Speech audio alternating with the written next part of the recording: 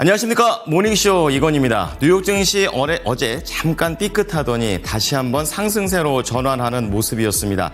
이날 실적을 기반으로 다우지수가 다시 한번 역대 최대 신고가를 경신하는 흐름 속에서 이날 시장에서는 기술주들이 약간의 반등세를 보여줬고 또 개별 종목들에 대한 차별화 장세, 특히 중소형 종목들이 강세를 띠게 되면서 미국 대선 효과까지 호재로서 작용을 했습니다. 자, 오늘도 모닝 체크인을 통해서 시장을 한눈에 바라보시기 바랍니다. 자, 첫 번째 하이라이트입니다. 시장에서 정말 다행인 거죠. 이제 급락을 했었던 반도체주들이 안정을 취하는 모습이었습니다. 물론 모든 종목이 다 간 건 아니었지만 또 대표적인 종목인 엔비디아가 회복을 하게 되면서 투자 심리가 개선되는 움직임이었고요. 이제 두 번째로 보면 여기에 또 배경이 됐던 것이 3분기 호실적입니다. 미국에서는 이제 이번 주부터 계속해서 실적이 나오고 있는데 은행주들 쪽의 실적이 긍정적으로 나오고 있고 이것이 결국에는 기술주들의 실적까지도 연결될 거라는 심리가 이어지고 있습니다. 자, 그런 가운데 미국의 대선 굉장히 공방전이 오고 가고 있는 것은 여전합니다. 하지만 시장에서는 이제 해리스 부통령이 좀 더 당선에 대한 가능성이 높아졌다라는 얘기들과 함께 트럼프 전 대통령의 흐름도 주시하고 있습니다. 자, 오늘 특징주로는 대표적인 종목 마이크론 테크놀로지 볼 텐데요. AI 업황과 관련해서 어제 ASML 때문에 걱정이 많았지만 전망에 문제없다. 그런 내용과 함께 상승을 했었고요. 또 뉴스케일 파워가 그야말로 폭등을 하는 모습이었습니다. 연결고리는 AI가 되겠습니다. 자, 그리고 아이온큐라고 해서요. 양자 컴퓨터와 관련된 그런 종목인데요. 국내에서도 AI 관련주와 양자 컴퓨터 관련된 종목이 이번 주에 한번 반응이 있었었죠. 그런 맥락에서 아이온큐도 급등하는 흐름이었습니다. 자, 그리고 유나이티드 항공 같은 경우에는 업황이 개선되고 있다는 소식 속에서 이날 혼자 올라간 게 아니라 다 같이 상승을 해줬습니다. 자, 그런 가운데 오늘 모닝뉴스 체크를 해보겠는데요. 이 엔터 쪽과 카카오에 대한 종목들을 갖고 계신 분들은 보셔야겠습니다. 이 시세 조정과 관련해서 김범수 의장의 불법 승인이 없었다라는 그런 법적 공방들이 이어져 가고 있고요. 그리고 개별적으로 롯데칠성이 밸류업과 관련해서 2028년까지의 목표를 제시했습니다.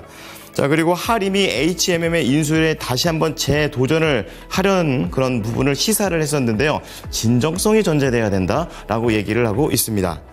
자, 그런 가운데 모닝 리포트 보겠습니다. 이마트 드디어 살아나고 있습니다. 목표가 상향 조정이 됐고요. 3분기 실적과 관련해도 어닝 서프라이즈를 예상하고 있습니다.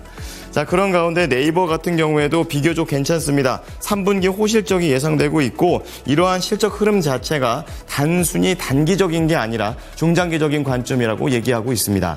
자, 그리고 게임주 오랜만에 NC 소프트입니다. 리니지가 잘하긴 했는데 신작에서 조금 아쉬운 그런 모습들이 나와주고 있습니다. 이제 실적이 개선은 되는데 조금은 제한적이라는 그런 단서를 달고 있습니다. 자, 뉴욕 증시 3대 지수 체크해 보겠습니다. 이날은 다우 지수가 시장을 견인하는 모습이었었는데요. 0.7% 오르게 되면서 이날 역대 최고가 경신을 하는 모습이었고요. 그리고 투자 심리가 대체로 양호한 흐름 속에서 나스닥이 0.2%, S&P 500이 0.4%대의 상승세를 보여줬습니다. 첫 번째 헤드라인부터 가겠습니다. 반도체, 이제 하락세가 멈췄다라는 긍정적인 내용이 되겠습니다. ASML의 실적 쇼크와 같은 재료 때문에 전날 급락을 했었던 반도체 관련주들이 현지 시간으로 16일 반등에 성공을 했습니다. 필라델피아 반도체 지수 역시 0.2% 오르면서 5,155포인트를 기록하고 급락세를 진정하는 흐름이었고요. 이날 대표적으로 엔비디아가 3.1% 회복했습니다. 135달러 기록하면서 140달러에 다시 한번 도전하는 모습이고요. 시장에서는 이들 주가와 관련해서 빅테크 기업들의 실적 시즌을 앞두고 AI 칩 수요에 대한 기대감으로 전날 급락에서 이제는 벗어난 것으로 풀이를 했습니다. 자, 다음은 증권사 입김이 좋았습니다. 모건 스탠리 쪽과 관련해서 투자은행 부분에 호실적이 나와줬었는데요. 최근에 실적 발표가 나오고 있고 은행주들이 첫 테이프를 끊고 있는데 분위기가 예상했던 것보다는 좋은 흐름이 이어지고 있습니다. 자, 그런 가운데 이제 모건 스탠리가 투자은행 부분의 호조로 인해서 3분기에 예상치를 크게 넘는 실적을 발표했습니다.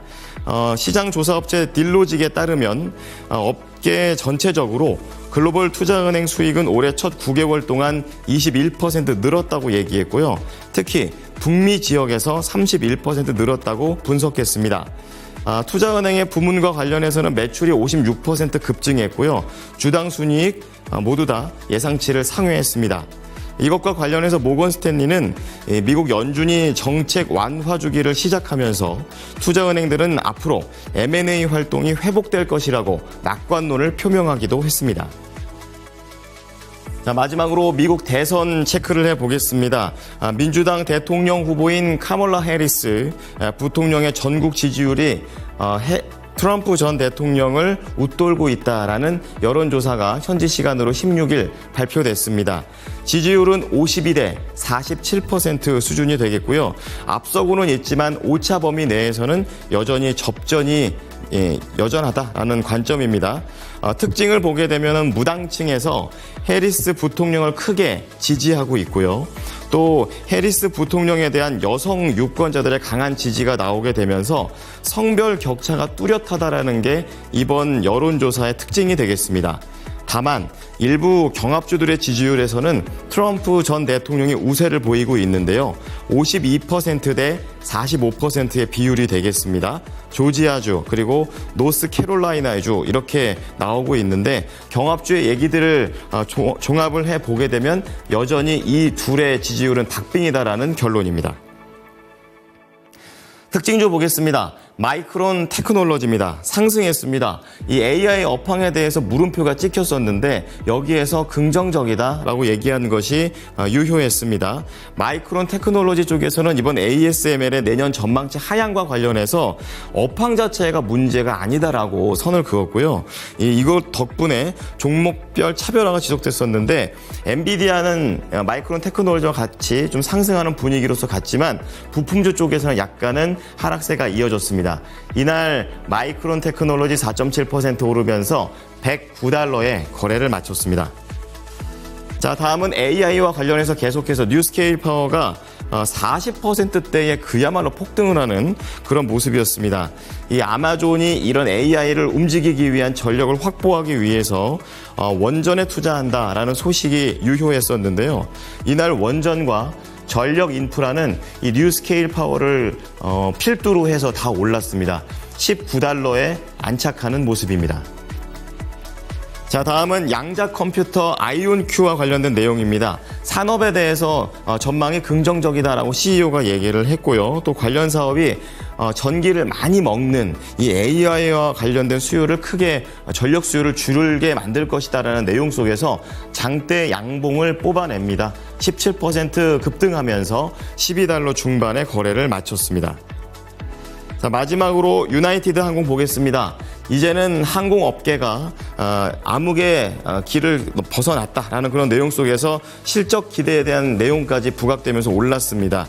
저렴한 항공편의 과잉 공급이 끝났다라고 CEO도 얘기를 했었는데요. 관련 종목은 7% 이상 강세를 보여줬고 여타 항공주들도 동반 상승세를 보여줬습니다.